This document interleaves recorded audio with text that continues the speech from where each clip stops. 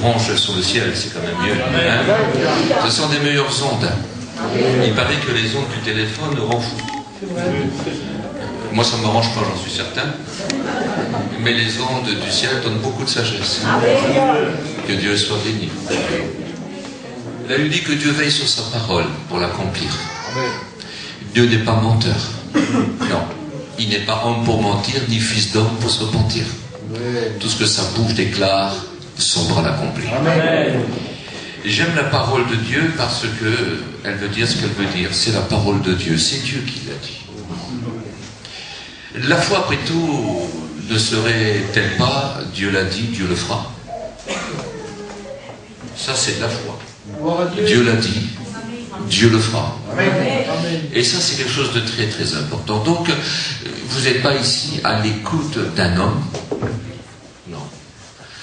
Vous êtes à l'écoute de celui qui ne ment jamais. C'est différent. Celui qui a fait des promesses et qui les tient. Celui qui n'est pas pris au dépourvu par les circonstances de la vie parce qu'il sait les choses avant qu'elles arrivent. J'ai fait des tas de promesses que je n'ai pas su tenir. Pas que je ne voulais pas. C'est que les circonstances de la vie ont fait que je ne pouvais pas le faire. Je voulais, mais je ne pouvais pas. Dieu n'est pas pris par les circonstances. Ce qu'il dit, il le fait. Quand Dieu parle du passé, même s'il parlerait de 10 000 ans en arrière, il ne sait pas seulement ce qui s'est passé dans le passé, mais il y est. Il y est il y a 10 000 ans. Quand Dieu parle du futur, même s'il parlerait de 10 000 ans futurs, 10 000 ans plus tard, il ne sait pas seulement ce qui se passe dans les 10 000 ans à venir. Il y est. Il est là-bas. Donc Dieu n'est pas pris au dépourvu. Dieu sait. Dieu sait. Et je voudrais te faire confiance, je voudrais aussi te dire que Dieu sait. Dieu sait. Dieu sait ce qui se passe dans ta vie. Dieu sait qui tu es. Dieu sait ce que tu as fait. Mais je voudrais te dire une chose, que Dieu a préparé pour toi, pour tous, une place à la croix. Et il y a une place pour tout le monde. Même pour toi. Si bien que Dieu savait qu'il a fait dresser la croix afin d'y placer son Fils. Afin que, par ce sacrifice-là, Dieu te rachète. Tu vaux très cher. Il ne t'a pas estimé au prix de l'or ni de l'argent, mais au prix divin. Au prix de son Fils. Il a donné son Fils. Il a fait dresser la croix au centre même de la terre, centre même de l'humanité. Golgotha est au centre même de la terre. C'est le lieu le plus au centre de la terre. Et au centre de la terre, sur le lieu qu'on appelle crâne, parce qu'il ressemble à un crâne. Quand on le voit, on voit un crâne. Sur ce lieu-là, fut dressée la croix du calvaire, où Jésus-Christ, le magnifique, le merveilleux, celui dont le nom est au-dessus de tous les noms, le plus noble, le plus pur, le plus beau, l'agneau de Dieu qui ôte les péchés du monde, celui dont le plus lâche, le plus perverse, qu'on appelle Pilate, a dit: voici l'homme, le vrai homme, le vrai, dans toute sa splendeur, dans toute sa vérité, l'homme selon Dieu. Voici l'homme, voici l'homme. Il était facile à reconnaître, parce que Jésus, il y a beaucoup d'hommes qui s'appellent Jésus, surtout en Espagne. Mais Jésus de Nazareth, il n'y en a qu'un. Jésus le Fils de Dieu, il n'y en a qu'un. Jésus le Seigneur de gloire, il n'y en a qu'un. Jésus le Sauveur du monde, il n'y en a qu'un. Jésus-Christ, celui qui est loin, il n'y en a qu'un. Jésus le Messie, il n'y en a qu'un. Jésus le Fils de Dieu, il n'y en a qu'un. Il est le Fils unique. Dieu a tant aimé le monde qu'il a donné son Fils unique. Il est le Fils unique. Jésus, ce Dieu puissant qui prit la forme d'un homme, Dieu lui fit un corps pour venir jusqu'à nous, nous prendre la main pour la placer dans la main de son Père. Sur la croix du calvaire, Dieu offrit son Fils. Et si tu dis que Dieu ne t'aime pas, j'aimerais que tu comprennes que tu t'es trompé lourdement. Et j'aimerais que tu lui demandes pardon d'avoir cru qu'il ne t'aimait pas. Parce que s'il y a quelque chose qui prouve que Dieu t'aime, c'est Jésus-Christ sur le bois de la croix. Quand il donne son Fils pour toi. Là, son amour est prouvé. Il n'y a pas de plus grande preuve d'amour que ça. Ça, ce n'est pas de la religion, je m'excuse. Ça, c'est Dieu qui offre ces choses au monde. Quelque chose qu'on ne connaissait pas, qui était impensable. Comment voulez-vous penser que Dieu va donner son Fils pour moi ou pour vous? Mais je vous en supplie, regardez-moi et regardez-vous. Regardez l'humanité. Comment est-ce possible?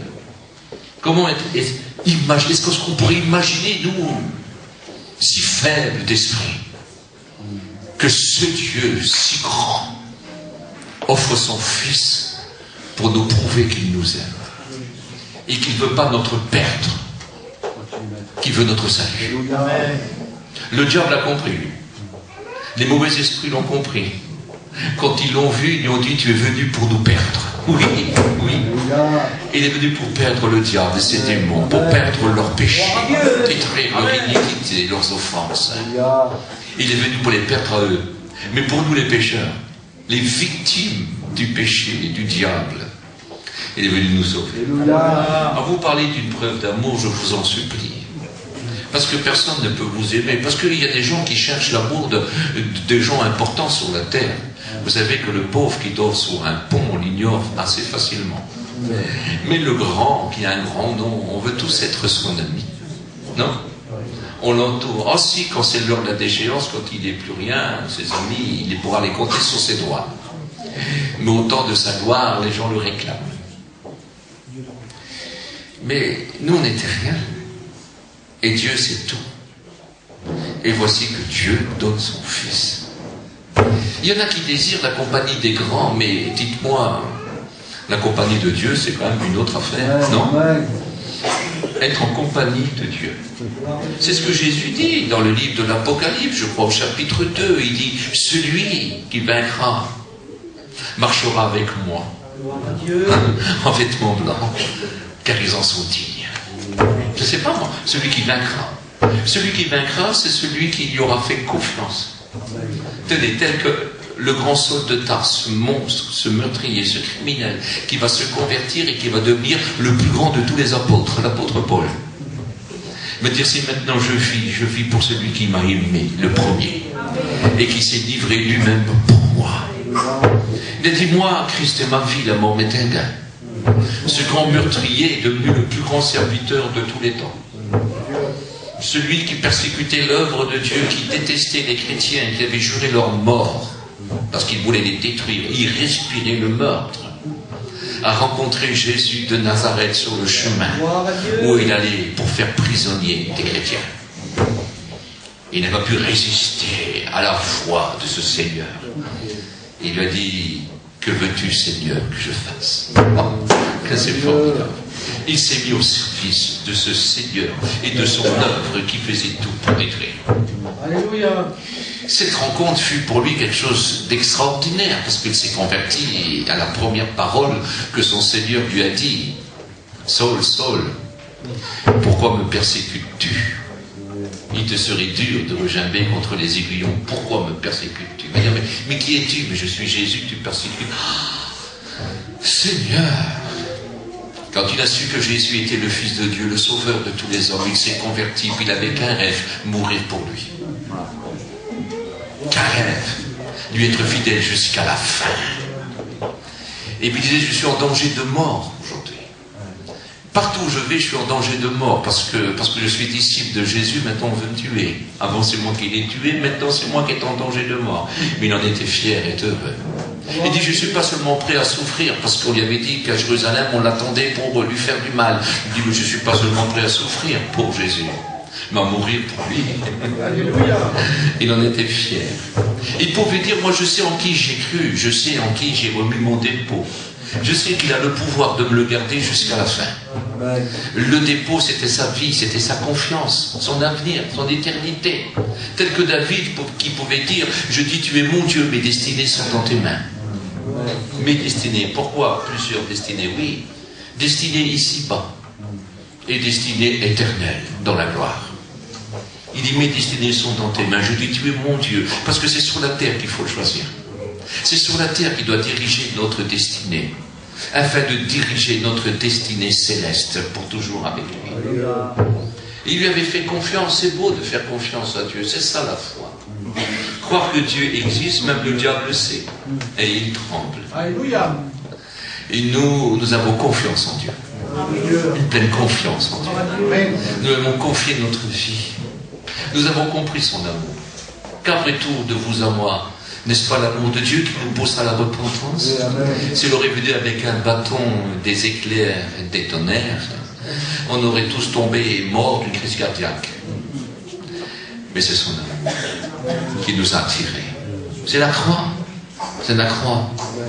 Pas possible, tu m'aimes, mais qu'est-ce que je suis pour que tu te rappelles de moi, pour que tu te souviennes de moi, pour que tu prends garde à ma vie, à mes voies.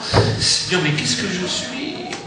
Ben, le Seigneur va dire, ben, tu es la personne que j'aime tant, car Dieu a tant aimé.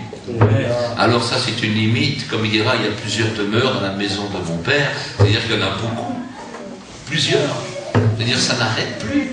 Toute la terre pourrait y rentrer, parce que le salut est tellement grand, l'amour du Seigneur est tellement grand que tous les hommes et les femmes, s'ils le veulent, ils peuvent être sauvés.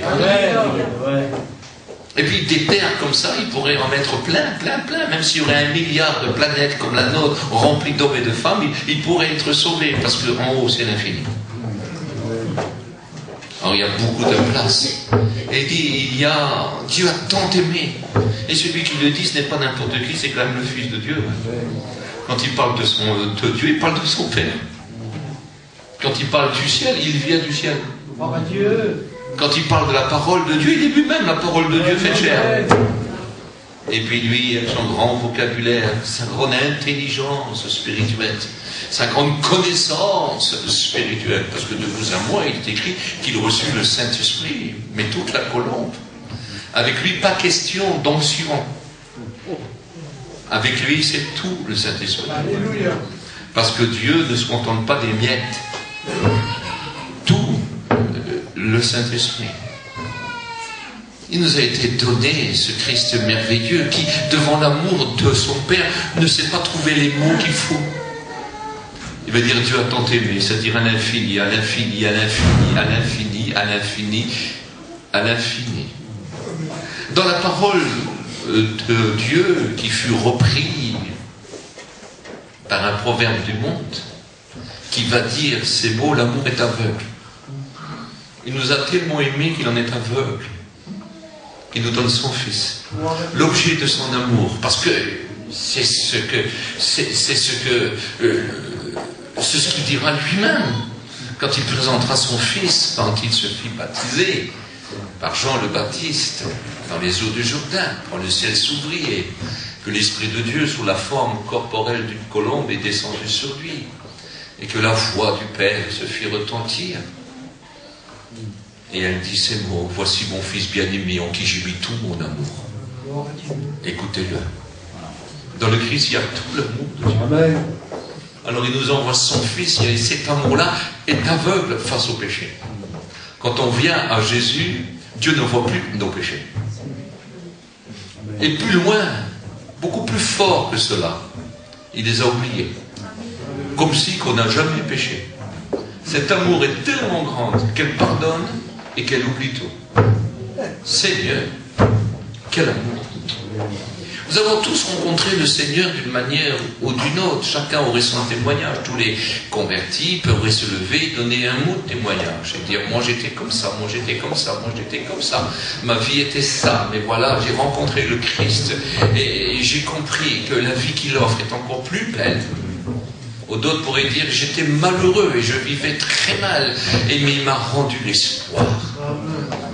À la place du désespoir. Il m'a rempli de son espérance réelle et éternelle. Il a changé ma vie. Si je lis dans l'évangile de Jean, ou de Luc, ou de Matthieu, il m'est parlé d'un homme qui n'est pas n'importe quel homme, parce que c'est un serviteur d'un grand homme. Il s'appelle Malchus. Et il est serviteur du souverain sacrificateur. Ce n'est pas rien, ça. Ce n'est pas le petit balayeur de rue, ça. C'est le serviteur du souverain sacrificateur. C'est-à-dire, c'est un petit peu son homme à tout faire, c'est son bras droit. C'est son confident, c'est son ami, celui à qui il fait confiance. Et puis, essayez d'imaginer quelle puissance qu'il doit avoir ce serviteur-là. Parce que quand le souverain sacrificateur parlait, lui, il était le chef du Sanhédrin. Et il y avait 71 personnes avec lui dans le Sanhédrin. Puis il y avait 70 hommes qui écoutaient avec attention et puis qui conseillaient aussi selon ce qu'ils désiraient entendre. Et puis quand le souverain sacrificateur parlait, mais c'était comme si que Dieu parlait. Donc ce n'est pas n'importe qui, ça. Mes amis, j'ai connu un homme dans la Bible qui s'appelle Néhémie ou Daniel, qui étaient les conseillers de grands rois. Et puis, quand ces hommes-là parlaient avec le roi, ou bien quand ils donnaient un ordre que le roi avait donné, c'était écouté parce que c'était le roi. Oui, mais c'était que des rois de terre, de poussière. Mais pour eux, Malchus, c'est quelque chose de très important, un homme très grand, qui occupe un rang très grand, parce que lui, il est serviteur en chef du souverain sacrificateur. C'est plus grand qu'un roi, ça. C'est plus grand qu'un roi. Ça, ce sont des hommes que, pour les hommes, c'était comme si qu'ils étaient entre Dieu et les hommes. Ce n'est pas rien. Lui, il vous disait ce que Dieu voulait. C'est une autre affaire. Dans le lieu très saint, le plus riche de tout Israël, le plus riche de la terre, le plus noble et le plus pur n'avait pas le droit de rentrer. Mais lui avait le droit quand même d'y rentrer une fois par an. Je ne sais pas. Avec des milliards et des milliards, vous n'aurez jamais eu le droit de rentrer. Le plus grand roi de la terre, ou le plus grand roi d'Israël, n'aurait pas eu le droit de rentrer dans le lieu très saint. Oui, mais le souverain sacrificateur, oui. Alors imaginez qui était le souverain sacrificateur. Alors comprenez maintenant qui est son serviteur.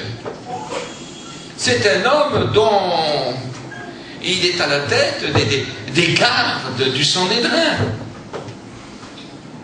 Mes amis, un seul ordre de lui, et voici que les soldats d'Hérode se mettent à ses côtés pour une mission. Voilà qui est cet homme-là.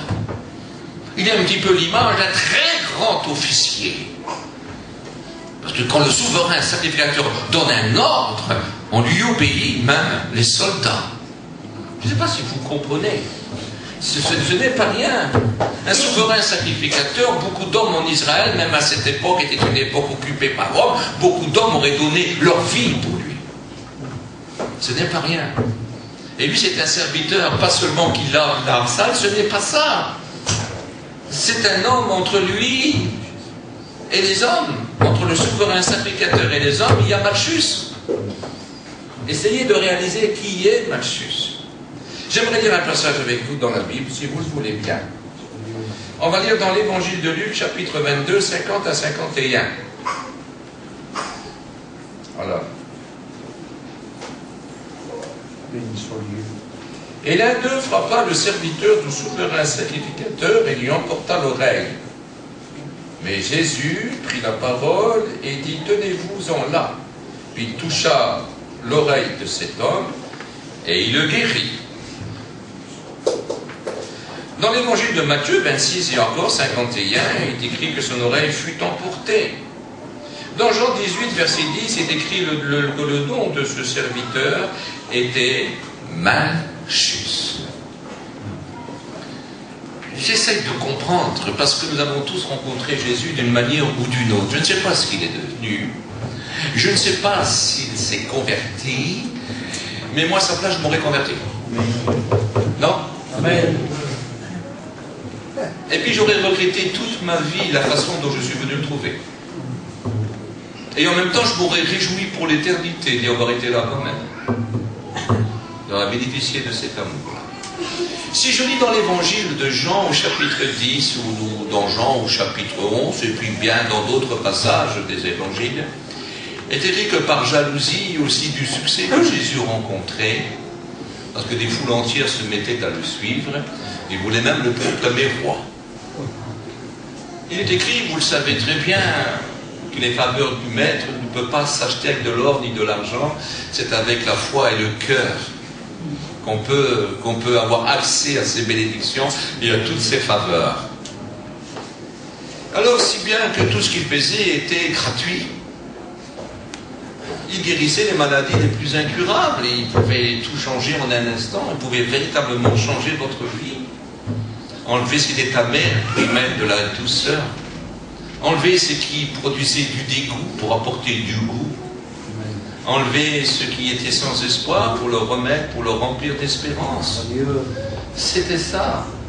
Donner, vous savez, quand il n'y avait plus de projet, remplir le cœur de projets nouveaux.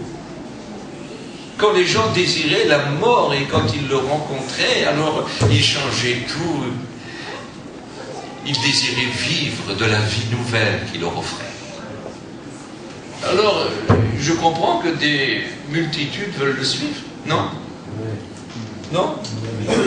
Écoutez, imaginez si je serais Jésus. Je ne le suis pas. Dieu merci. Je ne le mérite pas. Imaginez si je serais Jésus, je ne sais pas combien de personnes, peut-être 200, 150, je ne sais pas combien il y a de gens ici ce soir. Mais imaginez si je serais Jésus. Je ne sais pas si tout le monde viendrait pour moi. Mais je sais que tous les aveugles, tous les boiteux, tous les malades viendraient. Et que tous les malades de la ville seraient là. Et puis que tout le boulevard serait pris. On devrait mettre des micros partout. Partout. Qu'il y aurait des chaises roulantes partout. On verrait des cannes partout. Et des aveugles qui viendraient peut-être de Marseille, de Nice, de Lyon. Sachant que je serais là pour 3 jours. Non? Voilà ce qui se passait avec Jésus. Et les miracles étaient innombrables. Si bien que même Jean, son disciple, qui dirait, mais s'il faudrait dire tous les miracles qu'il a fait, toutes les guérisons qu'il a produites, mais la terre entière serait trop petite pour contenir les livres qu'on écrirait. Gloire à Dieu. C'était constamment. C'était constamment. Alors, imaginez, essayez de comprendre, ouvrez vos cœurs. Ouvrez vos oreilles et vos esprits. Faites taire la voix athée qui est en vous. Réveillez votre sainte intelligence. Essayez d'y penser un petit peu. Imaginez si Jésus serait là.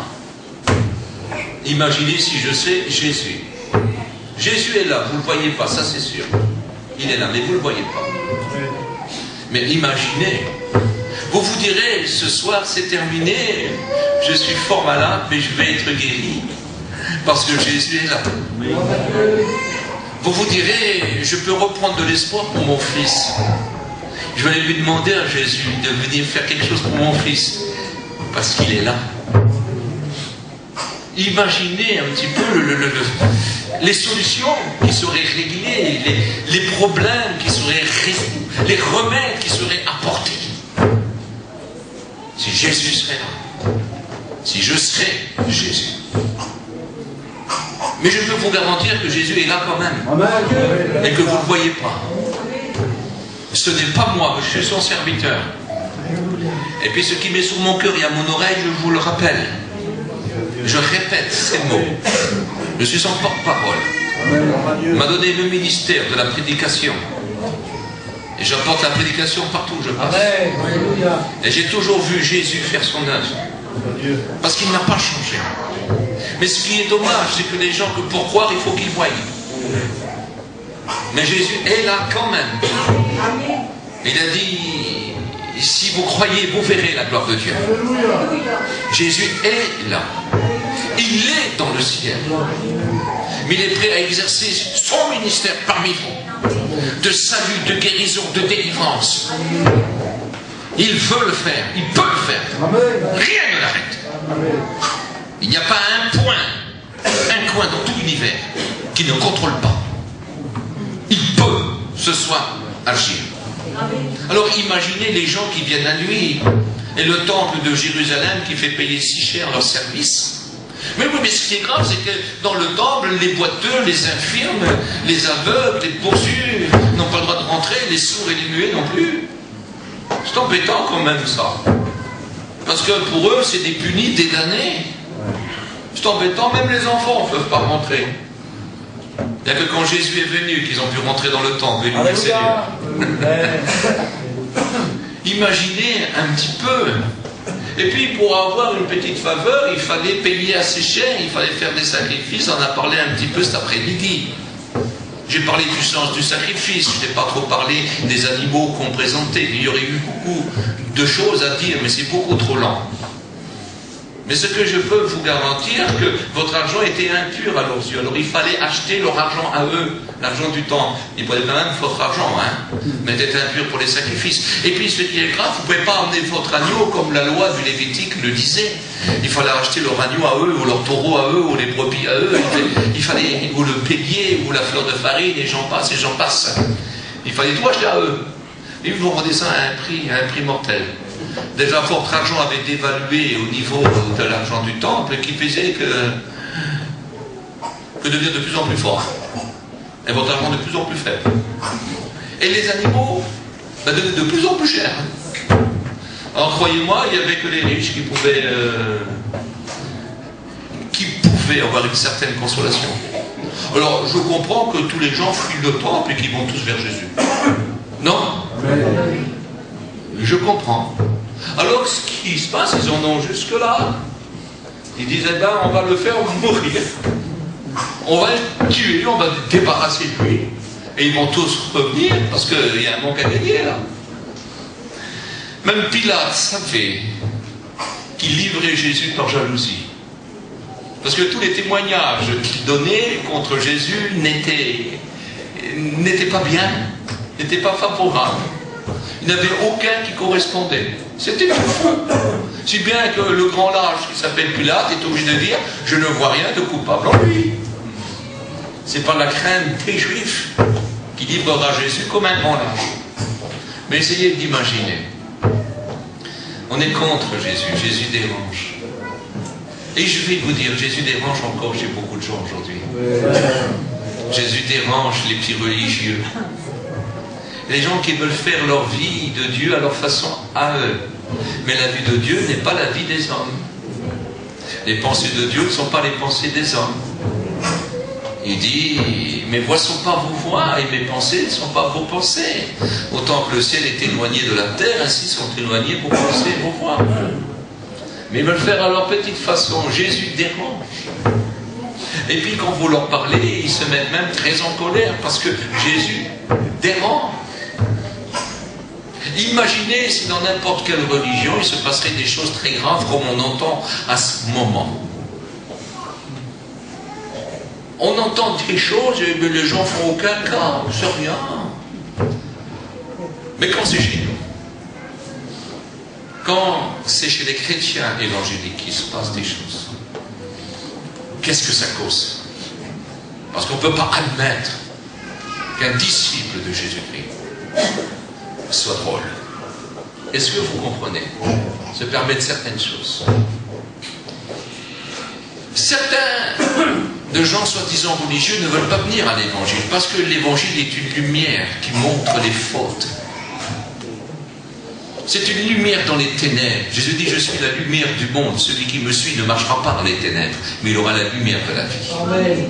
Mais certains ne veulent pas de ces lumières-là, parce qu'ils ne veulent pas que leurs œuvres soient dévoilées, parce que leurs œuvres sont ténébreuses, ce sont des œuvres de péché. Et ils ne viennent pas à la lumière parce qu'ils préfèrent leurs mauvaises œuvres. Alors la meilleure des choses, c'est de condamner Jésus. La meilleure des choses, c'est de condamner sa doctrine. Et aujourd'hui encore, nous rencontrons des hommes et des femmes que Jésus dérange.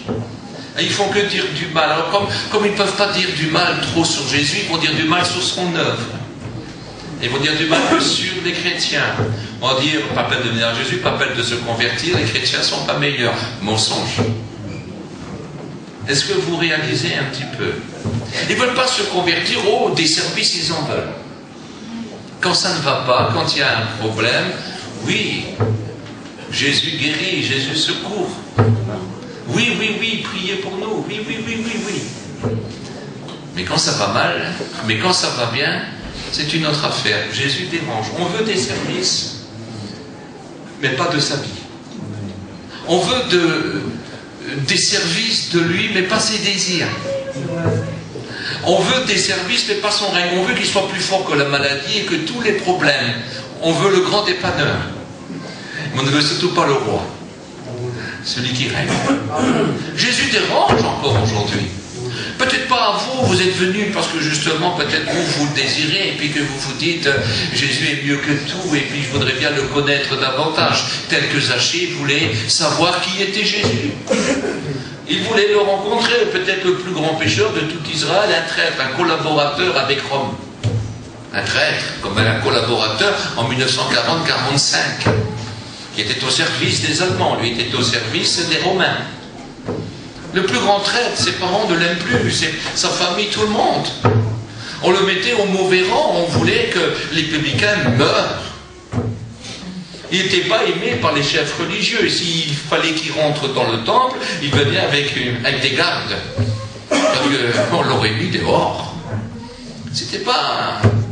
Mais vous voulez savoir qui était Jésus? Il était sincère. Parce que si Jésus est ce qu'on dit, ça vaut la peine quand même de le rencontrer. Non? Jésus est véritablement le Fils de Dieu.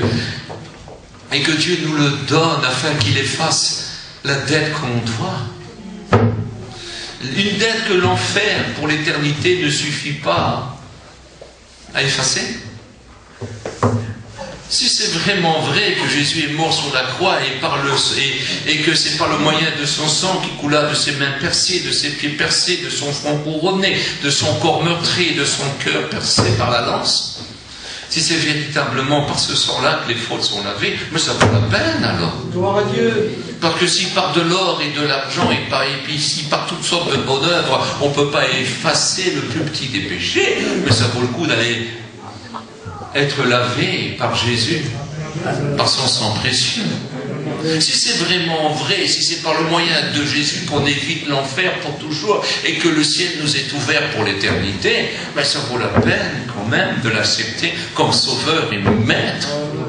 Non, ça vaut vraiment la peine. Si Jésus est vraiment le Jésus de la Bible, qui libère, qui secourt, mais ça vaut la peine vraiment de l'invoquer, non? Ça vaut véritablement la peine. Mes amis, la vie est courte. Écoutez, je ne dis rien de spécial, la vie est courte. Qui pourrait me dire que ça n'a pas passé vite? Je me trouve, j'ai 60 ans. Ça a passé vite, des fois je pense comme un gamin de 18 ans. Mais j'ai 60 ans, idiot. Mais ça a passé si vite. Si vite. Des fois, je voudrais mettre des baskets et aller jouer au ballon. Des fois, j'ai des cris, je voudrais prendre un ballon, avoir un grand mur et taper devant le mur avec le ballon pendant 1 heure.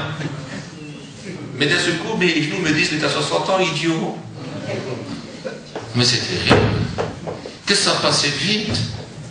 Je me suis converti il y a 22 ans, j'ai l'impression que c'est ce soir. Il y a 38 ans, ça a passé comme, vous savez, le temps que vous mettez une lettre à la poste. Le temps de coller un timbre et c'est passé. Comme la page d'un livre qu'on a tourné. Qu'est-ce que la vie est courte. Seigneur, plus large que la paume d'une main. Une petite vapeur d'eau, un nuage. La navette d'un tisserand. Celui qui tisse. Ça, c'est la vie. Ça passait vite. Alors moi j'avais 17 ans, 18 ans, j'écoutais les anciens qui parlaient de 30, 40 ans, je me disais, oh, yo. Qu'est-ce que c'est non? Attends, j'ai 60 ans, je me rappelle de mes 6 ans, 54 ans. Je me rappelle comme aujourd'hui. Je me rappelle de ma brouette qu'on m'avait achetée pour la Noël.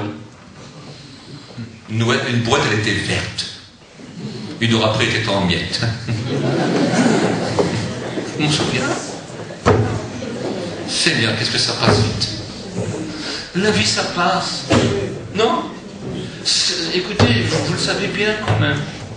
Demandez aux anciens. Ils ont 80 ans. Ils ont envie de rire. Ils ont envie de rire et d'un seul coup ils se rappellent qu'ils ont 80 ans. Parce que quand ils rient, ils ont mal aux articulations. C'est dingue. Non? Ça a passé tellement vite. On voit l'autre en train de porter quelque chose de lourd. Oh, on a envie d'y aller, mais quand on veut se lever, on se rappelle qu'on a mal aux reins. Ils sont usés. C'est pas possible, ça a passé si vite. On a oublié un instant. La vie passe trop vite.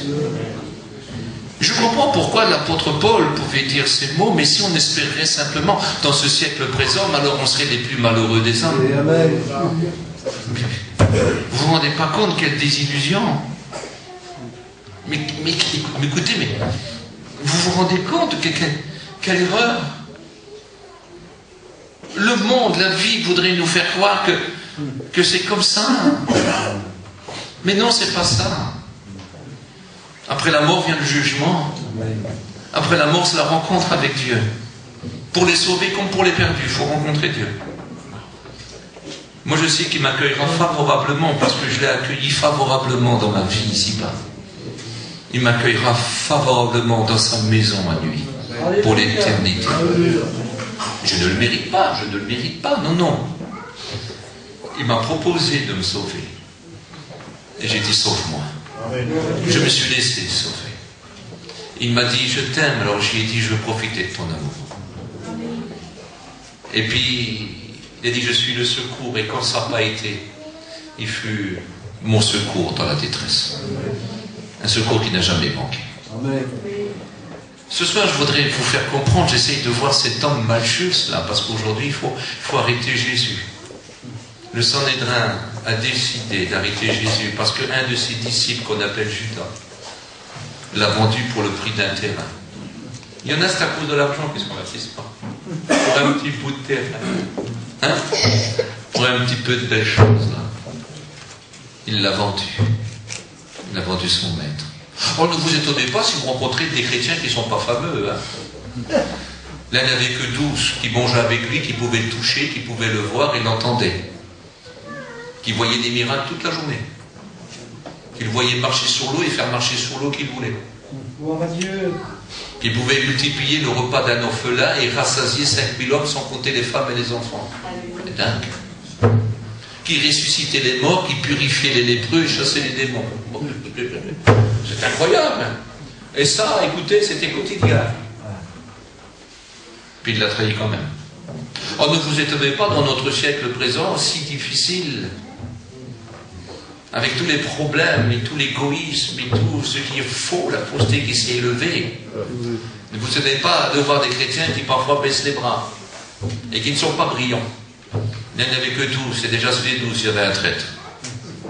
Alors je vous en supplie. Il n'y a rien de nouveau sous le soleil. Mais c'est vrai, il y a quand même 11 fidèles. Alors ne regardez pas ceux qui sont lâches, regardez ceux qui luttent et qui persévèrent parce qu'ils aiment leur maître. Arrêtez de rejeter le Seigneur en trouvant l'excuse qu'il y a des mauvais chrétiens. Ça ne suffit pas pour vous justifier aux yeux de Dieu. La seule personne qui peut vous justifier, c'est Jésus-Christ. Moi, j'essaye de regarder, j'essaye de comprendre, c'est le bon moment, mais on le met chef de l'expédition, du commando, qui doit arrêter Jésus. L'inoffensif Jésus. Le gentil Jésus, qui n'a jamais péché. Quand il a fait un miracle, ça n'a jamais été pour ses besoins, lui, ni pour se secourir à lui. Lui, il s'est livré. Tous les miracles qu'il a fait, c'était pour les autres. Même quand il eut faim et qu'il pouvait changer des pierres en pain, il ne l'a pas fait. Le gentil Jésus. Le merveilleux Jésus. Et pour lui, écoutez, il est serviteur du souverain sacrificateur. Il le connaît. Il a une confiance terrible en lui. Pour lui, le souverain sacrificateur, c'est le plus grand homme de Dieu de tout Israël. C'est un homme exceptionnel. Même les prophètes n'ont pas le droit de rentrer dans le lieu très saint. Lui, il a le droit. La confiance, il ne connaît que ça. Il est né comme ça. Il est né comme ça. Il connaît que ça, lui. Jésus ne le connaît pas. Il a peut-être entendu beaucoup de choses sur Jésus, mais qui est Jésus? Un magicien? Un faux prophète? On disait, les mauvais disaient qu'il faisait des miracles par la puissance du diable. Oui, mais si le diable ferait des miracles contre lui, comment qu'il pourrait subsister? Hein? Le diable ne peut pas lutter contre le diable, autrement le diable disparaîtrait. J'essaie de comprendre, de réaliser que je me mets à la place de cet homme-là, parce que je n'ai pas toujours été chrétien, et vous non plus. On avait nos habitudes, on faisait ce qu'on avait appris, on faisait ce qu'on connaissait, ce que nos parents nous ont montré. Toute la belle manière de vivre qu'on exerçait était celle qu'on avait héritée de nos parents, de nos ancêtres. On avait nos coutumes, on avait nos traditions, nos façons de voir les choses, et pour nous c'était légitime et naturel. Alors j'essaie de regarder cet homme sans le juger, parce que je n'ai pas le droit de le juger. Je n'ai pas le droit. On parle souvent des hommes qu'on écoute, dont les méfaits nous dégoûtent. Quand on ouvre la télévision, ou quand on lit les journaux, ou quand on écoute la radio, on écoute des choses qui nous dépassent. De l'horreur, qui nous écœure. Et puis, on se dit, ces hommes-là devraient mourir. Si ce seraient nous les juges, peut-être qu'on les mettrait à mort. Et puis, il y a une petite voix qui nous dit en nos cœurs, mais tu lui ressembles, nous sommes tous par nature des enfants de colère. Mais Dieu qui est riche en miséricorde veut nous faire grâce à tous en Jésus-Christ. Et je me dis, tout dépend avec qui nous avons été élevés. Si j'aurais été élevé dans une famille d'extrémistes, j'aurais grandi comme ça, j'aurais cru dans cette chose-là. J'aurais pu devenir un terroriste qui aurait pu mettre des enfants à mort, des innocents. Tout dépend de ce qu'on a fréquenté, ce qu'on a connu, ce qu'on nous a appris. On est auto-conditionné dans ces choses-là. Alors j'essaie de ne pas juger cet homme-là, parce que moi, j'ai fait ce qu'on m'a appris. J'ai fait ce que je croyais bien à mes yeux. Parce que mes amis, quand on est aveuglé par la puissance des ténèbres, on ne sait pas ce qu'on fait, on ne voit pas ce qu'on fait, on ne réalise pas. On appelle le mal bien, et on appelle le bien le mal. Parce qu'on a été appris comme ça, c'était notre temps d'ignorance. Et quand nous sommes ignorants, nous sommes ignorants. Et Malchus, dans cette affaire-là, est ignorant. Il croit vraiment bien faire. Jésus ne mérite pas de vivre. Pour lui, Jésus est un usurpateur. Il faut comprendre. Et puis voici que Jésus est à Gethsémane. Il sait que l'heure est venue où d'être livré entre les mains des pécheurs. Il le sait, il a prévenu ses disciples. Les disciples sont immensément tristes et aussi immensément fatigués. Parce que quand une grande tristesse nous envahit, la fatigue aussi nous assaille. Puis il s'endort, et lui continue à lutter dans la prière, se jette par terre, il pousse des grands cris. Et il sanglote, on l'entend sangloter loin, à la distance d'un jet de pierre. Demande de l'aide à ses disciples, mais ils le voudraient, mais ils ne peuvent pas. L'instant est trop lourd, trop dur, trop dur. Et voici que Jésus entend les pas de la cohorte qui viennent le chercher. 500 à 600 ans. Voici qu'ils viennent, et à leur tête, il y a Malchus et Judas le traître. Il doit montrer qui est Jésus parmi les tous. Il dit, venez, levez-vous. Celui qui me livre arrive. Seigneur. J'imagine, regardez le jardin de Gethsémane, c'est la nuit, au cœur de la nuit.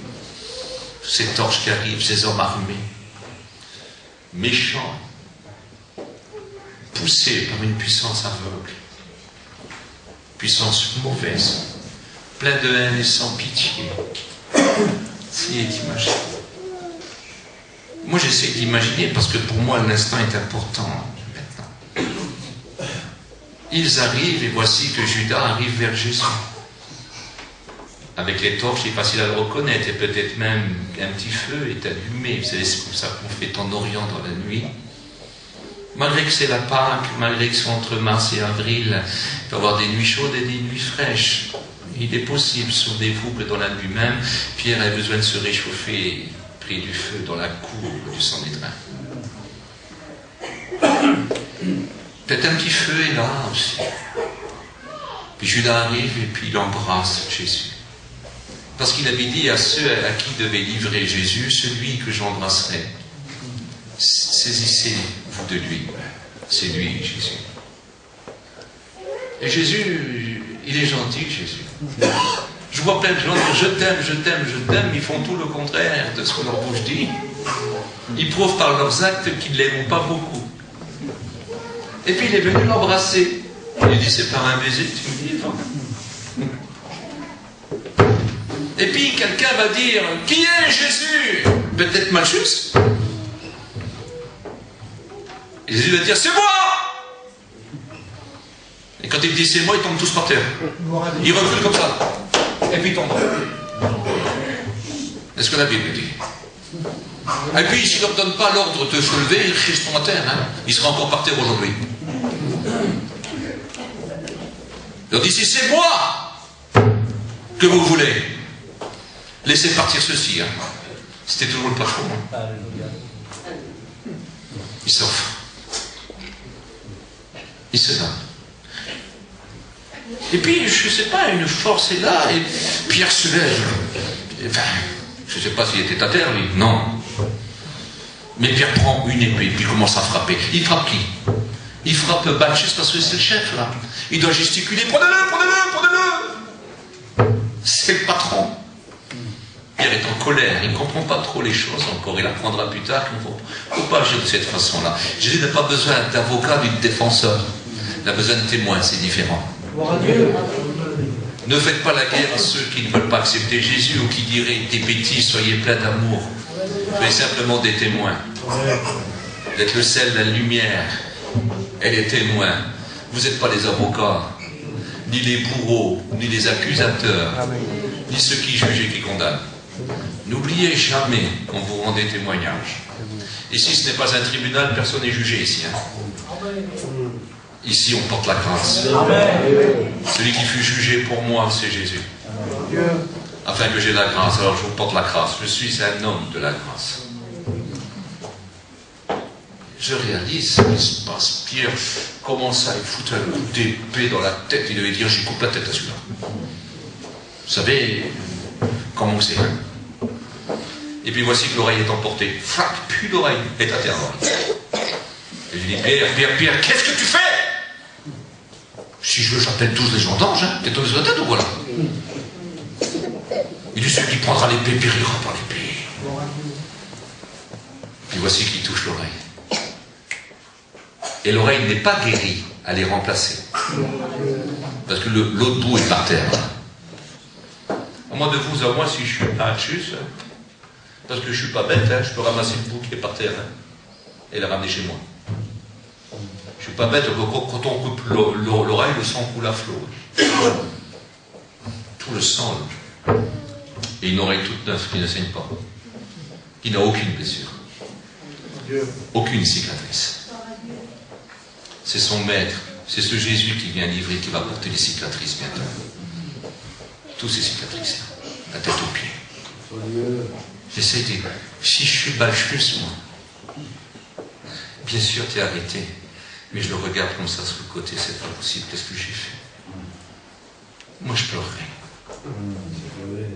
Seigneur, avec l'oreille coupée, qu'est-ce que j'étais? Je perdais tout mon sang, qui me l'aurait recollé? L'époque de cette époque-là, et maintenant, c'est plus la même médecine. Quand votre doigt était coupé, on ne vous le remettait pas. Quand votre oreille était coupée, on ne vous la remettait pas. C'était pas possible. Je sais bien que mon oreille était coupée, je le sais bien. Les autres ne s'en rendent pas compte. Ils le prennent, ils le ramassent parce que c'est Jésus qui se donne. Prenez-moi, prenez-moi, prenez-moi! Mais moi, je marche à côté de lui ou je marche derrière lui, je n'ose plus être le patron de la banque, moi, je ne peux plus. C'est moi, je pleure et puis je dirai pardon, je ne savais pas. J'y ferai savoir. De toute façon, je sais qu'un seul regard, il a compris. quand on tourne les regards vers lui. Il le sait.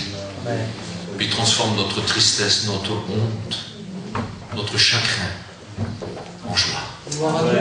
Parce que la tristesse selon Dieu produit de la joie qui mène au salut.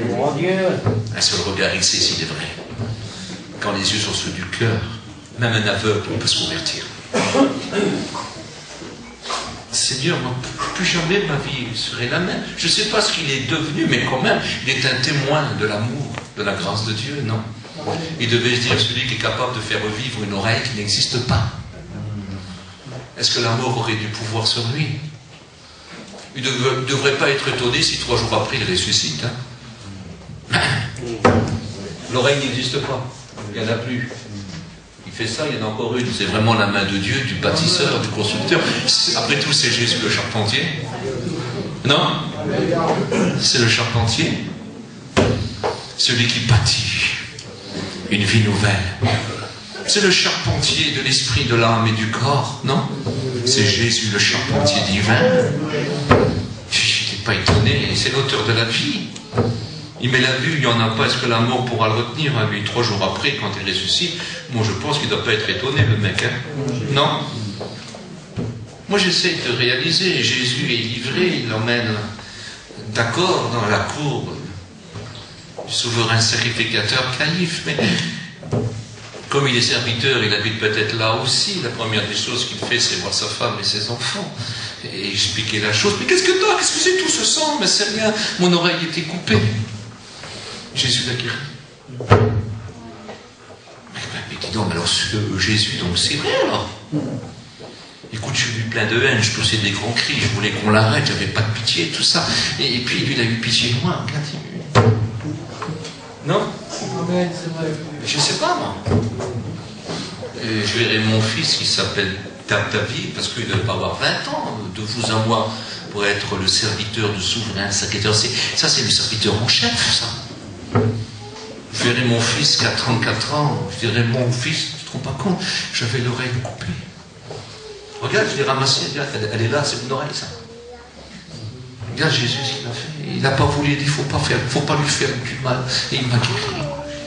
C'est lui qui s'offre pour moi, c'est lui qui doit avoir les cicatrices, c'est lui qui donne sa vie. Que son père ne l'a pas envoyé pour faire du mal aux gens, mais sauver les hommes. Je dirais, mon David, je suis sûr, c'est lui le Messie. Je me convertirai. Non? Moi, je ne sais pas ce qu'il est devenu, on ne parle plus de lui. Mais il est possible que dans le ciel, je le verrai. Je dirais, c'est toi, ben oui, j'étais serviteur d'une religion, mais je suis devenu serviteur de Jésus. Parce que Jésus est bon, il est merveilleux. La religion me disait, tu. Et Jésus a dit, laissez-le vivre, laissez-le vivre, laissez-le vivre. Aujourd'hui, je suis son serviteur. La religion m'avait donné une très mauvaise oreille, mais lui m'a donné une bonne oreille. Parce que maintenant, j'écoute la voix du saint, du juste. J'entends la voix de Dieu.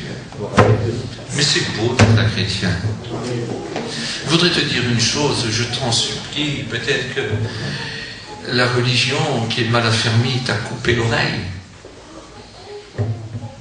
Mais Jésus vous donnait la bonne oreille. Les oreilles des brebis, qui connaissent la voix de leur berger, qui la reconnaissent. Il y a des moments que les bergers se rencontrent avec tous leurs troupeaux, les bergers se mettent à parler ensemble, à manger ensemble, il faut aussi que tous les troupeaux se mélangent tous entre eux. Et puis quand tout est bien fini, quand c'est le moment de se séparer, ils se serrent tous la main, les bergers, et chacun s'en va d'un côté en chantant, ou en faisant un son, ou en appelant. Et les brebis connaissent tous leur berger, ils se séparent tous. Et chacun s'en va avec son berger. C'est extraordinaire. Les oreilles de brebis. Les oreilles de brebis. C'est-à-dire que celui qui a des oreilles entend. Parce que pour avoir des oreilles de brebis, il faut d'abord avoir un cœur de brebis. Il a dit, donne-moi ton cœur. Si tu lui donnes ton cœur, il en fera un cœur de brebis. Mais de brebis spirituel, hein. Pas celle qui fait bien. Non, celle qui dit Alléluia. Oh, Dieu. Il peut tout te changer. Il peut tout te changer. Quelle différence entre le berger ici-bas et leurs brebis et le berger qui est Jésus et ses brebis? Le berger, ici-bas, avec ses brebis, prend la vie de ses brebis pour sa propre vie. Le berger qui est Jésus donne sa vie pour ses brebis. Différent. Non, c'est mieux. C'est mieux. Si tu voudrais qu'il soit ton berger ce soir, il n'y aurait pas grand-chose à faire. Tu dis, Seigneur, je veux te donner mon cœur. Sois mon berger. Il le fera tout simplement. Moi, j'essaye de comprendre Malchus, parce que quand même, dans la nuit, quand il est condamné, quand le matin, c'est l'heure de la crucifixion, quand au prétoire, on l'a défiguré, moi, si je suis moi, je pleure. Peut-être qu'il est là, même à la crucifixion, peut-être qu'il lui fait comprendre, je ne suis pas d'accord, moi, qu'ils font ça. Je sais qui tu es. Et puis il dirait, merci. Maintenant, je sais que toute ma vie, je t'écouterai. La mort n'a pas de pouvoir sur toi. Parce que c'est toi qui as voulu que mon oreille repose. Tu as dit que la mort n'aurait pas de pouvoir et que dans 3 jours, tu ressusciteras. Je le crois, Jésus. Rendez-vous dans 3 jours, Jésus. Je suis ton disciple. Et je voudrais vous demander, ne lui demandez pas de prendre rendez-vous dans 3 jours, il voudrait prendre rendez-vous avec vous tout de suite. Voudriez-vous vous convertir? Donnez votre cœur. Parce que ce que vous avez entendu, vous avez très bien compris que ça, ce n'est pas de la religion. Non. Ça, c'est le salut par grâce que Jésus offre, que Dieu nous donne. Regardez Dieu donner son Fils à Golgotha. Regardez Dieu donne son agneau. L'agneau de Dieu qui ôte le péché du monde. Regardez-le, plein d'amour. Qui commence à crier à son Père, tout est accompli, ou tout est achevé. Qu'est-ce que c'est beau? Il a tout achevé pour ton salut, il ne va pas en enfer. Il y a un autre chemin. C'est le chemin qui mène au ciel. Et ce chemin s'appelle Jésus. Accepte Jésus ce soir. On est retourné ce soir comme hier à Golgoleth, qui signifie le lieu du vote. Scrutin et élection. Il faut élire ton roi ce soir. Moi j'ai élu Jésus. C'est mon roi. Veux-tu l'élire? Veux-tu voter ce soir? Il faut voter ce soir. Vote Jésus. Ne te mets pas dans l'opposition. Ne sois pas contre lui. Ne sois plus contre lui. Ne le rejette plus volontairement comme tu l'as fait depuis si longtemps. Aujourd'hui, vote Jésus. Je vote pour toi. Parce qu'il y aura une élection, il deviendra ton roi, et toi tu deviendras son disciple. Tu deviendras son fils. Tu seras de la nation sainte, du peuple acquis, de la race élue, du sacerdoce royal. Tu deviendras habitant du ciel, citoyen du ciel. Tu deviendras fils de ton Père qui est dans les cieux. Magnifique ça. Tu seras appelé enfant de la vérité, fils de la lumière. Tout le pouvoir des ténèbres n'aura pas de pouvoir sur toi. Tu marcheras sur les scorpions et sur toute la puissance de l'ennemi. Et tout l'enseignement empoisonné de l'ancien serpent n'aura plus de pouvoir sur toi. Est-ce que tu me comprends? Est-ce que tu le réalises? Nous allons prier, je te demande de voter. Parce que Golgotha, c'est Golgoleth en araméen. C'est là où on vote. C'est scrutin. Je veux que dans le scrutin, peut-être toi tu dis non, aucune importance. Moi je dis oui. Quand le scrutin va être dépouillé devant le Père, il y aura Jonito a dit oui. Il a voté pour Jésus. Prions ensemble. Mettons-nous aussi.